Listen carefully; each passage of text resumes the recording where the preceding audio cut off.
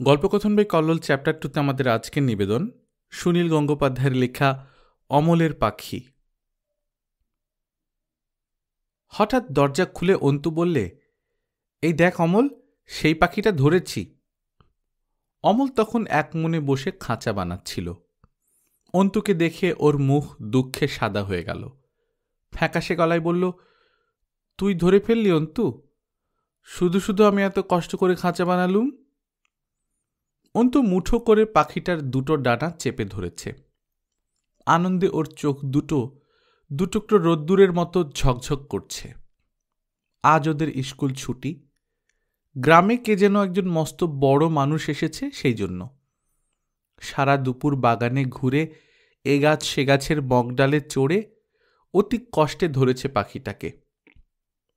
অমল পাখিটাকে ধরবার চেষ্টা করেনি, আগে বসে বসে খাঁচা বানিয়েছে। যদিও পাখিটা অমলই প্রথম দেখেছিল। এটা কি পাখি রে? অন্তু জিজ্ঞেস করল। জানি না, অমল বলল। আমাকে পাখিটা দিবি? ইস, কত কষ্ট করে ধরেছি। অমল অবাক হয়ে তাকিয়ে রইল পাখিটার দিকে। দূর থেকে দেখে খুব ভালো লেগেছিল, কিন্তু পাখিটা যে এত সুন্দর সে ভাবতেই পারেনি।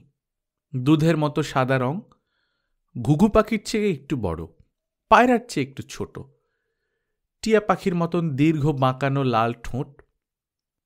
পাখিটা যেন ভয় পেয়ে অবাক হয়ে গেছে। অমল এত সুন্দর পাখি আগে কখনো দেখেনি। দে ভাই অন্তু, পাখিটা আমাকে, অমল মিনতি করে বলল। তার বদলে তুই যা চাস দেব। আমার জলছবির খাতাটা নিবি? কিংবা 1 ডজন কাচের গুলি?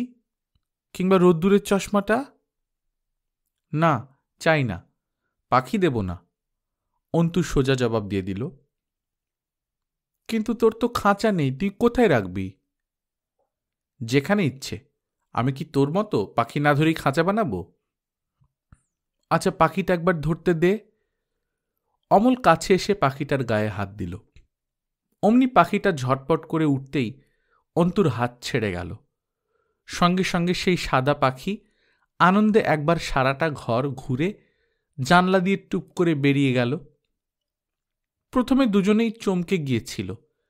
তারপরই অমল অন্তু ছুটে বাইরে বেরিয়ে এলো ঘর থেকে। রান্নাঘরের চালে বসেছে, সেখান থেকে তেঁতুল গাছের মাথায়। তারপর ফুরফুর করে উড়ে আরো দূরে চলে গেল।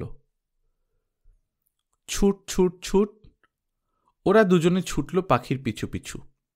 পাখি উঠতে উঠতে এলো ছোট খালটার পাড়ে। তারপর কয়েকবার অদ্ভুত ডাক ডেকে চক্কর দিয়ে ঘুরতে ঘুরতে হঠাৎ চলে গেল খালের মাঝখানে। সেখানে একটা বজরা নৌকো ছিল। পাখিটা তার জানলা দিয়ে সোজা ঢুকে গেল ভেতরে। অমল আর অন্তু খালের পাড়ে দাঁড়িয়ে রইল বজরাটার দিকে তাকিয়ে। বজরা নৌকো একরকম ছোটখাটো বাড়ির মতো। তার ঘর আছে, ছাদ বারান্দা সব আছে। এই বজরাটা কার ওরা জানে না, গ্রামে নতুন এসেছে। তোর জন্য আমার পাখিটা উড়ে গেল। পাখিটা তোর কি? আমার। আমি তো আগে দেখেছি। তাছাড়া আমি ওর জন্য খাঁচা বানিয়েছি। তুই কি করেছিস ওর জন্যে? কষ্ট করে গাছে উঠে ধরল কে? তুই ধরতে পারতিস? শেষের প্রশ্নে অমল একটু দমে গেল। ও গাছে উঠতে পারে না, গাছে ওঠা বারণ। গত বছর ওর খুব কঠিন অসুখ হয়েছিল। দুপুরবেলা চারদিক নিঝুম, কোথাও জনমানুষ নেই, বজরাটা নিস্তব্ধ। মাঝে মাঝে একটা মাছরাঙা পাখি ঝুপঝুপ করে ডুব দিচ্ছে। চল, ওই বজরাটায় যাবি? অন্তু বলল। চল। দুজনে জামা খুলে ঝাঁপিয়ে পড়ল জলে। অন্তু খুব ভালো সাঁতার জানে, অমলও একেবারে খারাপ নয়। শান্ত জল ভেঙে ঝুপঝুপ করে ওরা এগোতে লাগলো। ভারী সুন্দর দেখালো জলের মধ্যে ওদের কচি শরীর। নীল আকাশ সকৌতুকে ওদের দেখতে লাগল। বজরা নৌকোতে উঠে দুজনে চুপি চুপি গায়ের জল নিংড়ে নিল। একটু ভয় ভয় করতে লাগলো। কি করবে, কাকে ডাকবে এখন? এই সময় হঠাৎ একটা ঘরের দরজা খুলে গেল। একজন দীর্ঘ সৌম্য প্রায় বৃদ্ধ ভদ্রলোক বেরিয়ে এসে বললেন, এসো এসো, ভেতরে এসো, বাইরে দাঁড়িয়ে কেন? ভয় পেয়ে চমকে উঠল অন্তু আর অমল। অন্তু ফিসফিস করে বলল, রাজাবাবু, এই সেই রাজাবাবু, চলে আয়। তারপর ঝপাং করে লাফিয়ে পড়ল জলে, প্রাণপণে পাড়ে উঠে ছুটে অদৃশ্য হয়ে গেল। অমল কি করবে ভেবে পেল না। অত বড় একজন লোকের সামনে হাত পা ছুঁড়ে জলে ঝাঁপিয়ে পড়তে লজ্জা করল, তাই চুপ করে দাঁড়িয়ে রইল। সেই সৌম্য বৃদ্ধ অবাক চোখে তাকিয়ে দেখলেন অন্তুকে, তারপর অমলের দিকে ফিরে এসে বললেন, এসো, ভেতরে এসো। হাত ধরে অমলকে নিয়ে এলেন ঘরের মধ্যে। বৃদ্ধের মুখে সাদা দাড়ি, পা পর্যন্ত ঝোলানো একটা আলখাল্লা। ঘরটা সুন্দর সাজানো। জানলার পাশে একটা ছোট টেবিল, সেখানে পিতলের প্রদীপদান, দোয়াত কলম, একটা কাগজে কয়েক লাইন কি যেন লেখা। আর সবচেয়ে আশ্চর্য, ঘরের কোণে একটা বেতের চেয়ারের মাথায় সেই সাদা পাখিটা। ওই তো সেই পাখিটা। হঠাৎ অমল বলে উঠল, তুমি বুঝি ওটাকে ধরতে চেয়েছিলে? প্রসন্ন হেসে বৃদ্ধ বললেন, হ্যাঁ, কিন্তু ওকে তো ধরা যায় না, ও এমনি উড়ে উড়ে বেড়ায়। কিন্তু আমি যে ওর জন্য একটা খাঁচা বানালুম। তা বেশ করেছ, সেই খাঁচায় পাখি রাখবার দরকার নেই। খাঁচার মধ্যে পাখিটাকে মনে মনে কল্পনা করে নিও। সেই কল্পনার পাখি দেখবে কেমন সুন্দর গান করবে, ডাকবে। আসল পাখিগুলো উড়ে বেড়াক আকাশের বিশাল নীল মাঠে, কেমন? অমল মাথা নাড়ল। সব কথা সে ঠিক বুঝতে পারল না, কিন্তু তার ভালো লাগল। তোমার নাম কি? অমল। বাহ, ভারী সুন্দর নাম তো। আপনি কে? আপনি কি রাজাবাবু? আপনার জন্য কি আজ আমাদের স্কুল ছুটি? না, আমি রাজাবাবু নই, আমি তোমাদেরই লোক। আপনার নাম কি? আমার নাম তোমার মতো অত সুন্দর নয়, আমার নাম রবীন্দ্রনাথ ঠাকুর। বিস্ময়ে অমলের চোখ কপালে উঠবার উপক্রম। আপনি তো সেই! আপনার জন্যই তো বাবা দুদিন ধরে জমিদার বাবু আসবেন, জমিদার বাবু আসবেন বলে ব্যস্ত হয়ে উঠেছিলেন। না অমল, আমি রাজাবাবু নই, আমি তোমাদেরই লোক, আমি তোমার বন্ধু। আপনি আমাদের ছোট নদী চলে আঁকে বাঁকে লিখেছেন? আর সেই ভূতের মতন চেহারা যেমন, সেই পঞ্চনদীর তীরে ভগবান তুমি যুগে যুগে দূত, সব আপনার লেখা? হ্যাঁ, তোমার ভালো লাগে? আমি সব পড়েছি, আমার কাছে যা আছে, কিন্তু আর নেই, পড়তে পাই না। আর লেখেননি? অনেক লিখেছি, সেসব বড় হয়ে পড়বে। আচ্ছা, তোমার জন্য আরেকটা নতুন লিখব। এমন সময় বাইরে একটা গলার আওয়াজ শোনা গেল। কর্তা বাবা আছেন নাকি? রবীন্দ্রনাথ বললে, বসো অমল, দেখে আসি কে এসেছে। তিনি বাইরে এলেন। বাইরে একজন লোক হাত জোড় করে দাঁড়িয়ে আছে, নায়েবের ভাই লোচন দাস ঘোষ।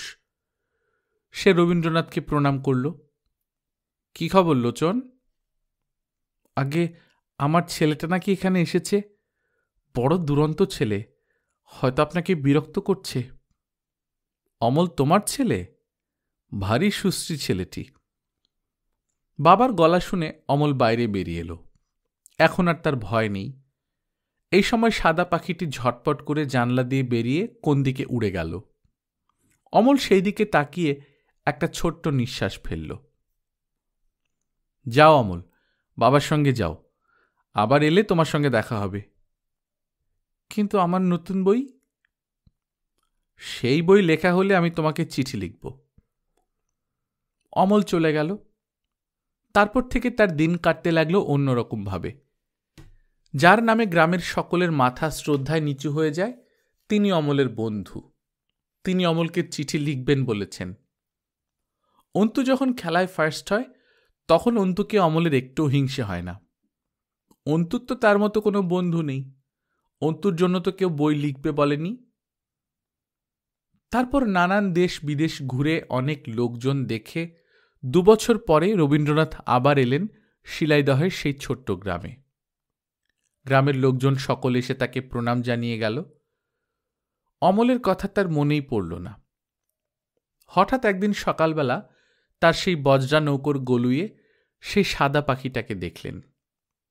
সঙ্গে সঙ্গে তার মনে পড়ল সেই ছেলেটির কথা। যে একটা খাঁচা বানিয়েছে পাখিটার জন্যে। ব্যস্ত হয়ে তিনি নায়েবকে ডেকে তার ভাইয়ের ছেলের খোঁজ করলেন। শুনলেন যে অমলের খুব অসুখ, 2 মাস ধরে ভুগছে, বাঁচে কি মরে ঠিক নেই। বিচলিত হয়ে তিনি বললেন, আমি অমলকে দেখতে যাব। গ্রামের পথে রবীন্দ্রনাথ হেঁটে চলেছেন, সঙ্গে বেশি লোকজন আনেননি। এক জায়গায় দেখলেন একটি সুন্দর ছোট্ট মেয়ে শেফালি ফুল তুলছে। মেয়েটা লাল পাড়ের শাড়ি পরেছে, ফর্সা রং, তাকেও একটা শেফালি ফুলের মতোই দেখাচ্ছে। তোমার নাম কি? তিনি জিজ্ঞেস করলেন। আমার নাম সুধা। তুমি অমলকে চেনো? হ্যাঁ, মেয়েটি সুর করে উত্তর দিল। তারপর একটু থেমে নিচের দিকে চেয়ে বলল, তার যে খুব অসুখ। রবীন্দ্রনাথ তাড়াতাড়ি আবার চললেন। বাড়ির উত্তরের ঘরে অমল শুয়ে আছে। তাকে ঘিরে ডাক্তার, কবিরাজ, আত্মীয়, অমলের বৃদ্ধ ঠাকুরদা।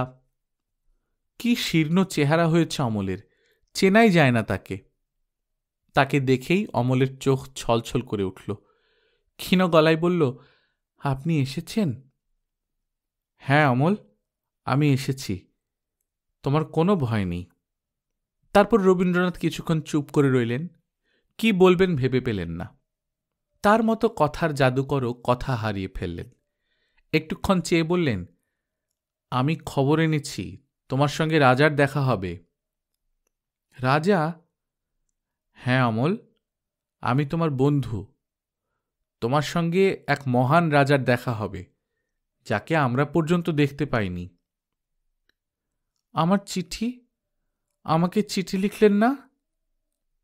এই দেখো, স্বয়ং রাজা তোমাকে চিঠি লিখেছেন। রবীন্দ্রনাথ আঙুল তুলে জানলার দিকে দেখালেন। অমল তাকিয়ে দেখল।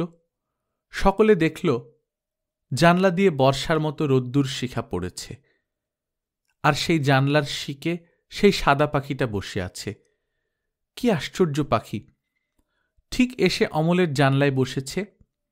ঘরের কোণে অমলের তৈরি খাঁচাটা এখনো আছে। অমল এক দৃষ্টে সেই পাখিটার দিকে তাকিয়ে রইল।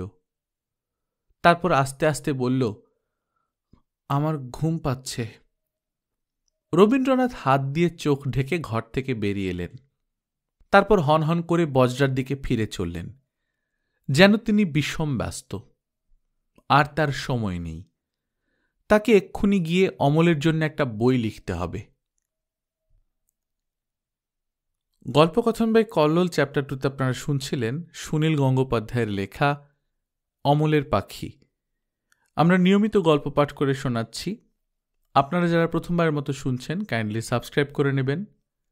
গল্প পাঠ ভালো লাগলে বন্ধুদের সঙ্গে শেয়ার করবেন। নিজে ভালো থাকবেন, আশেপাশের লোকজনকে ভালো রাখবেন। টাটা।